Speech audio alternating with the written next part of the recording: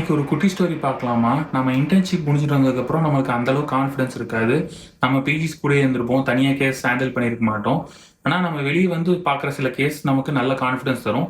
அந்த மாரி ஒரு கேஸ் தான் இந்த வீடியோல பார்க்க போறோம். கிட்ட ஒரு 65 year old male known case of diabetes and hypertension, severe பிரெத்லெஸ்னஸ்க்கும் செஸ்ட் பெயினுக்கும் வந்தாங்க.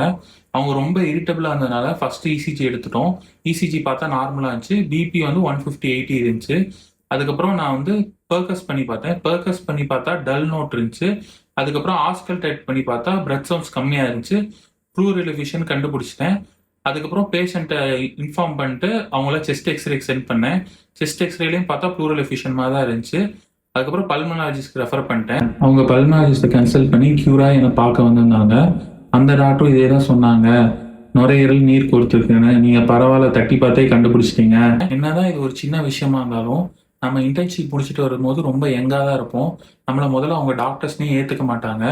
அந்த மாதிரி டைம்ல இந்த மாதிரி ஒரு ஃபீட்பேக், வேலிடேஷன் நமக்கு ரொம்ப மோட்டிவேஷனா இருக்கும். ஃப்ரெஷ்ஷா இன்டர்ன்ஷிப் முடிச்சுட்டு வந்த டாக்டர்ஸ் இந்த வீடியோ பார்க்குறீங்கன்னா, நீங்க இன்வெஸ்டிகேஷன்ஸை மட்டும் ரிலை பண்ணாம கிளினிக்கல் எக்ஸாமினேஷன் ஸ்கில்லை நல்லா டெவலப் பண்ணிக்கோங்க.